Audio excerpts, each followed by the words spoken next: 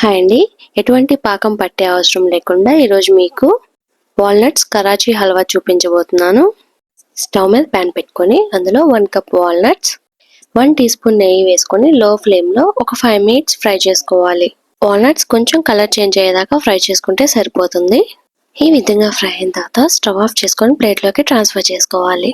చల్లారిన తర్వాత ఈ విధంగా చిన్న ముక్కలుగా కట్ చేసుకొని పక్కన పెట్టుకోవాలి.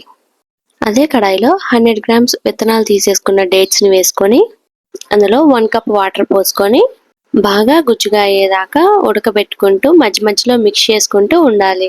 ఈ విధంగా పేస్ట్గా అయిన తర్వాత అందులో 1 టేబుల్ స్పూన్ నెయ్యి వేసుకొని ఆ నెయ్యిని మొత్తం పీల్చుకునేదాకా కలుపుకుంటూ ఉండాలి. బౌల్లో 2 టేబుల్ స్పూన్స్ కార్న్ఫ్లోర్ వేసుకొని అందులో 1.5 టేబుల్ స్పూన్ వాటర్ పోసుకొని ఉండలు అనేది ఏమీ లేకుండా బాగా కలుపుకోవాలి. కార్న్ఫ్లోర్ అనేది ఈ కన్సిస్టెన్సీలో ఉంటే సరిపోతుంది. ఈ విధంగా డేట్స్ అనేది థిక్ కన్సిస్టెన్సీలో ఉన్నప్పుడు ముందుగా కలుపుకొని పక్కన పెట్టుకున్న కార్న్ఫ్లోర్ని మరోసారి కలుపుకొని డేట్స్లో యాడ్ చేసుకోవాలి. యాడ్ చేసుకున్న తర్వాత మొత్తం అంతా బాగా కలిసేటట్టు మిక్స్ చేసుకుంటూ ఉండాలి. ఈ విధంగా మిక్స్ చేసుకున్న తర్వాత 1/2 టీ స్పూన్ ఇలాచీ పౌడర్ వేసుకొని మరోసారి కలుపుకోవాలి. అందులో ముందుగా మనం కట్ చేసుకున్న వాల్నట్స్ని వేసుకొని ఒక 2 మినిట్స్ మధ్య మధ్యలో కలుపుకుంటూ ఉండాలి.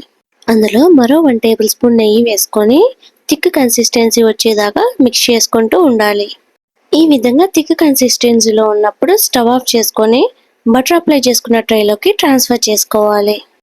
ట్రాన్స్ఫర్ చేసుకున్న తర్వాత మొత్తం ఈక్వల్గా స్ప్రెడ్ చేసుకొని 4 అవర్స్ పక్కన పెట్టుకోవాలి.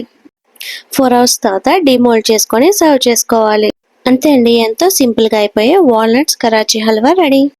ఇది పిల్లలకు కానీ పెద్దవాళ్ళకి కానీ ఎంతో ఆరోగ్యకరమైన రెసిపీ. ఖచ్చితంగా మీరు కూడా ట్రై చేసి నెక్స్ట్ ఏ రెసిపీ కావాలో కామెంట్ సెక్షన్లో కామెంట్ చేయండి.